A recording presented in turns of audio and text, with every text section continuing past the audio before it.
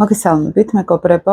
22 მაის მზე ურანის შეერთება გვექნება ცაზე ტყუპების 0 გრადუსზე ფაქტიურად, 1 გრადუსზე. და რა ტენდენციები გველის ზოგადად, ხო? ძალიან მნიშვნელოვანი არის ეს შეერთება, ძალიან მნიშვნელოვან ენერგიას ატარებს ყველასთვის აბსოლუტურად. ეს იქნება როგორც პოლიტიკური კუთხით, სოციალური კუთხით, მეგობრებში ჩვენთან, ჩვენ რეალურ ცხოვრებაში, პიროვნულ დონეზე, ანუ ყველაზე ახდენს გავლენას. ყველასთან ინდივიდუალური არის, ვის რუკაში, პირად რუკაში რა კომბინაცია უხდება იმის სამერხედით, მაგრამ ვისაუბრებ დღეს ზოგადი ტენდენციები რა შეიძლება იყოს და რა გაითვალისწინოთ მაინც.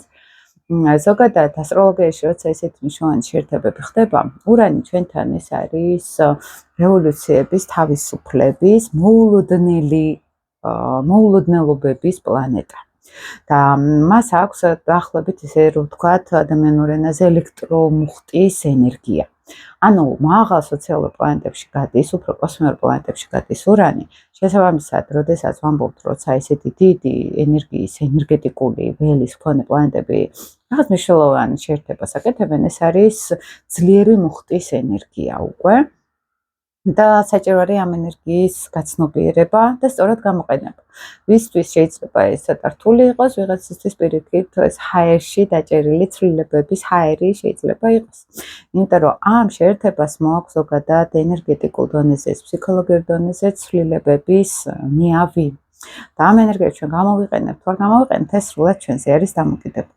ზოგადად ურანი თან ტყუპებში როცა არის და მზესთან შეერთება იქნება, ეს გამოიწვევს ფაქტიურად ძალიან ძლიერ სურვილს, ცვლილებების, ძლიერ ტალღას, იმიტომ რომ ზოგადად ასტროლოგიაში ურანი მთლიანად რეფორმების, აი სრულად მოვიცილოთ ის რაც ზედმეტი არის, ფაქტიურად აი ეს ენერგია აქვს ურანს და ამ ენერგიას ატარებს ჩვენ რუკაშიც.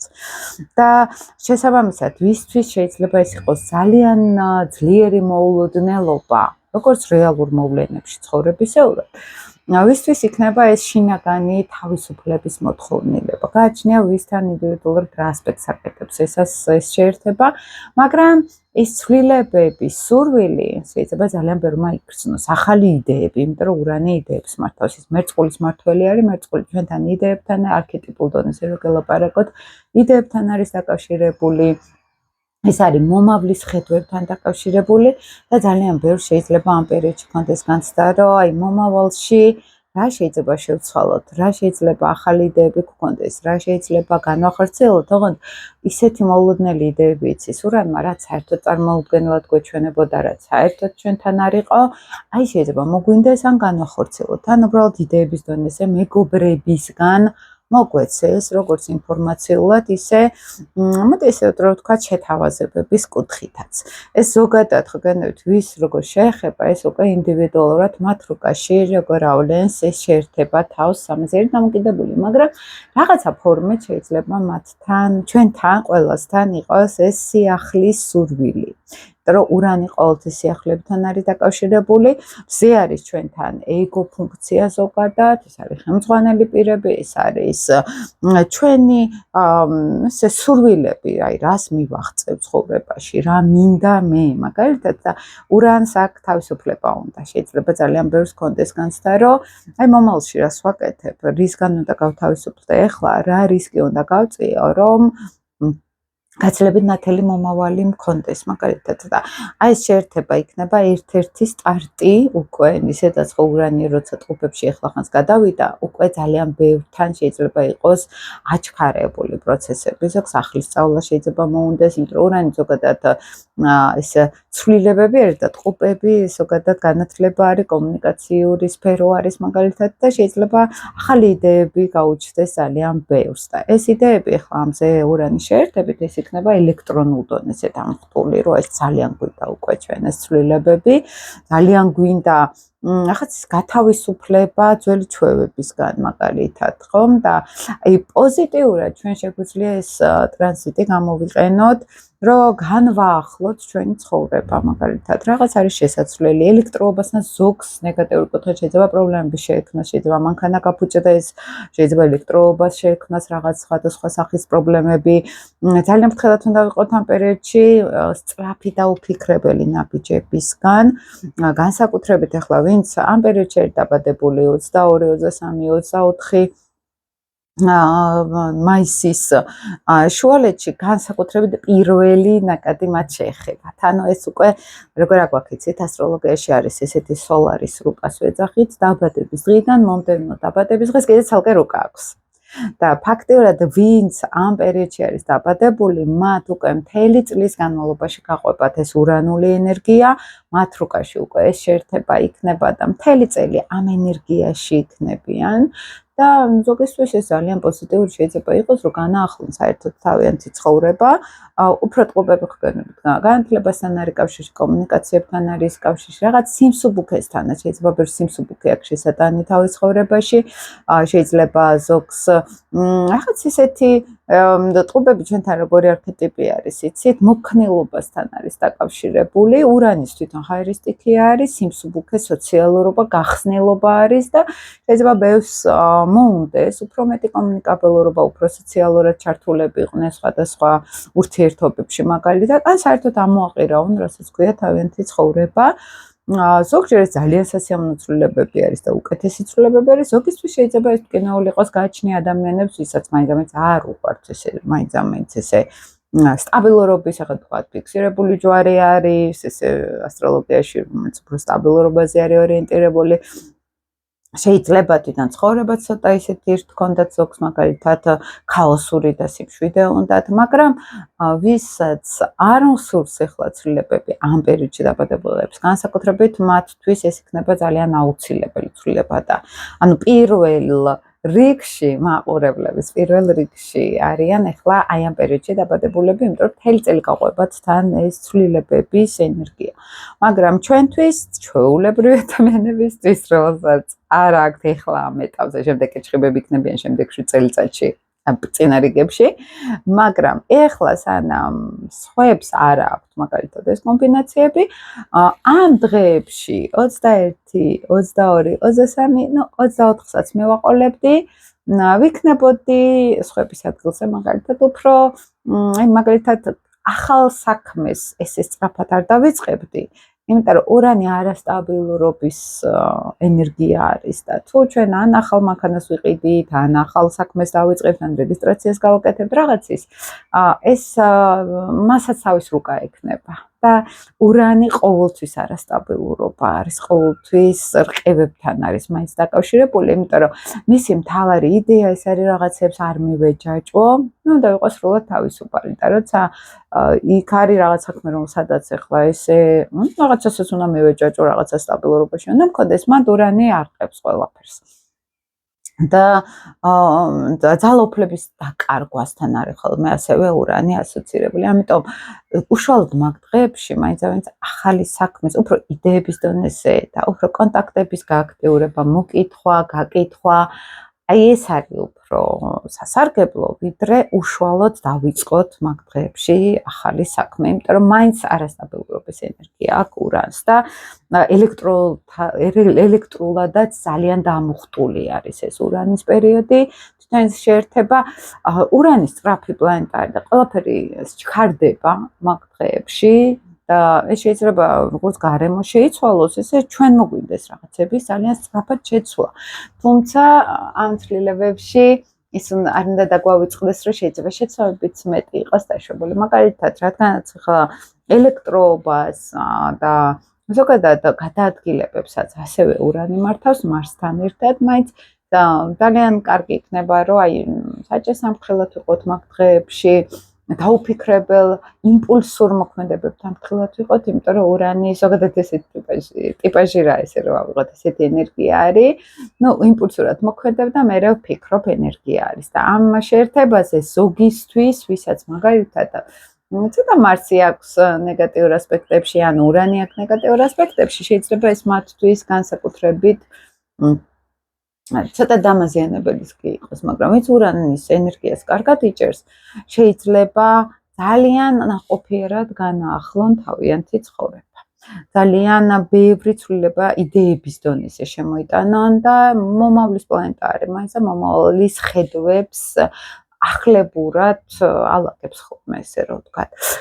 ეხლა რაც არის აქ ძალიან ისეთი მნიშვნელოვანი, რომ უნდა გავითვალისწინოთ ეს ურანის პერიოდი, არ ვარ გაგრძელვადიანი გეგმები, არ ვარ კრედიტების გამოტანა მაგალითად, ან აი ესეთი იმპულსური, რაც სტაბილურობასთან არის დაკავშირებული, კიდევ ერთხელ ვიმეორებ, იცის ამ ტრანზიტმა არაპროგნოზირებადობის შემოტანა.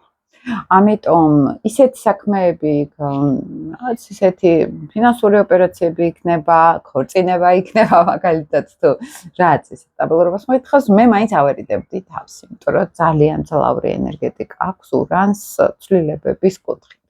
არის კარგი, რაც დინამიურობას მოითხოვს, რაც მუდმივ ცვალებადობას მოითხოვს, განვითარებას მოითხოვს, რაც სულ იდეებთან არის დაკავშირებული, ჯგუფებთან არის დაკავშირებული, მაგრამ ამავე დროს შეიძლება ხა ურანი მეგობრობის პლანეტა არის და მეგობრობის თემაში ზოგთან ან სოციალურ ურთიერთობებში ცოტა პრობლემებიც შემოიტანოს, ხო, მოულოდნელობები შემოიტანოს მეგობრებთან.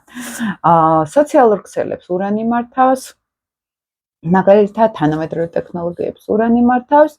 კარგი არის ამ პერიოდში თვითონ თანამედროვე ტექნოლოგიების ან დაუფლება იქნება, ყიდვა იქნება, ოღონდ არა უშუალოდ ამ დღეს, ხო, აი 22-ში ეს ყველაზე ელექტრულად ყველაზე დამხტული დღეები არის და ჩვენ შეგვიძლია ხოლმე ცით რა არის, ყოველთვის არის ეს შეერთება ურანი მზის, მაგრამ ტყუპებში ახლა რაც იქნება, ეს არ ყოფილა. და ამიტომ, იყო ძალიან დიდი ხნის წინ, ხო, ეს შეერთება და შესაბამისად 82 წლის წინ.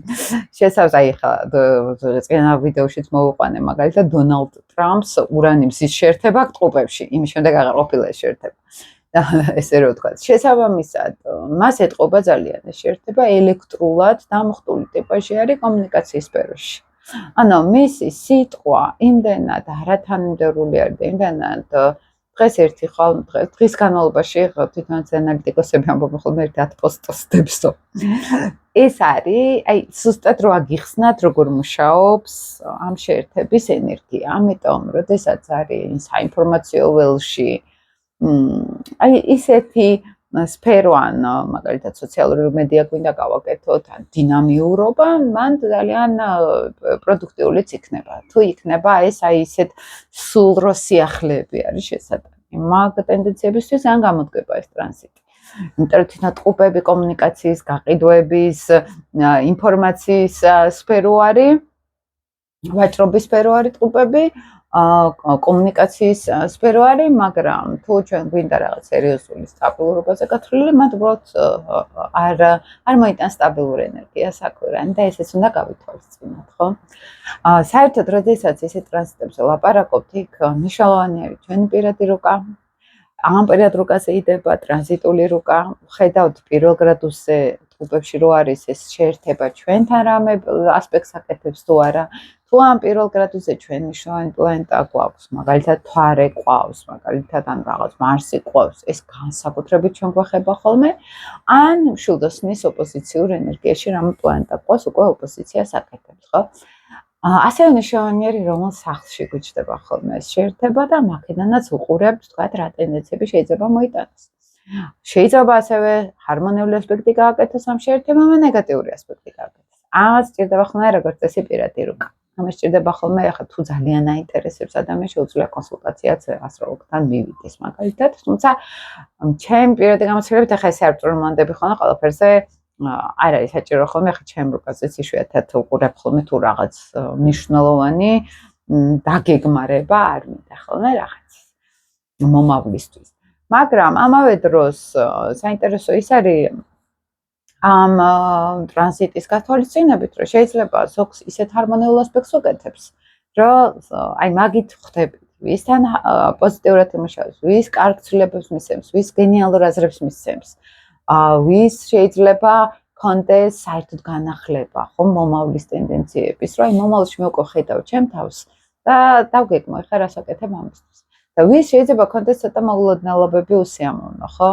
თუ ის ადამიანი რაღაცნაირად აქტიური არის კარიერულ სფეროში, ან თუ რაღაც ესეთი ხდება, იცოდეთ, რომ ეს არის ამ ასპექტის გავლენა, დამხტული არის საკმაოდ ინტენსიური ენერგია არის და ცოტა ყურადღებით უნდა ვიყოთ, განსაკუთრებით საჭესთან, განსაკუთრებით მაღალი წევები იცის ხოლმე ზოგიერთ შემთხვევაში, ვინც ახლა სხეულებრივად ძალიან სენსიტიური არის გარემო ენერგიების მიმართ და უბრალოდ მოვიცოდეთ, რომ ეს ენერგია შემოდის ახლა ამ ენერგიასთან საჭირო არის ჩვენს ადაპტირება მოვახდინოთ, ხო, შინაგანად და ძალიან კარგი არის განსაკუთრებით ამ პერიოდში, უბრალოდ ეს ინსაიტებზე ვიმუშაოთ, ფსიქოლოგიურ ინსაიტებზე, იმიტომ რომ ინფორმაციული ველი არის მაინც ტყუპები და ურანი არის უცებ, შეიძლება ისე დიდები მოგვივიდეს თავში და დავაკვირდეთ ამ იდეებს, იმიტომ რომ ამ პერიოდში უცებ თავში მოდის აზრების სახით, ან ვინმე სიტყვის სახით, ან ინფორმაციული ველით, რაღაც ისეთი მნიშვნელოვანი, რომელიც მოულოდნელად რაღაცას გვახვედრებს, ხო? ანუ შემთხვევითი ამ პერიოდში აღარ არის ხოლმე არაფერი სიტყვის კუთხით, რაღაც ახალი ხდება, სიახლე ხდება და მე მაგალითად ძალიან ყურადღებით მოვუსმენდი სამყაროს მის ენას, იმიტომ რომ ახლა განსაკუთრებით ურანის ენით საუბრობს სამყარო და ძალიან საინტერესო არის ხოლმე ამის მოსმენა და დაკვირვება. და აზრებისაც ხარ უცებ, იმიტომ რომ ეს უმაღლესი ოქტავა არის მერკურის მაგალითად ურანი და აზრებში შეიძლება მოვიდეს ძალიან კარგი იდეები და ინსაიტები, რომელიც არ იქნება უსაფუძვლო, იმიტომ რომ ეს ტრანზიტი ზუსტად მაგას უწყობს ხელს. მაგალითად, ეს მინდოდა თქვენთვის მომაყოლა, იმედია საინტერესო იყო თქვენთვის ეს ვიდეო. წარმატებებს გისურვებთ მეგობრებო და ველოდებით ხოლმე თქვენგან კომენტარებს. დროებით.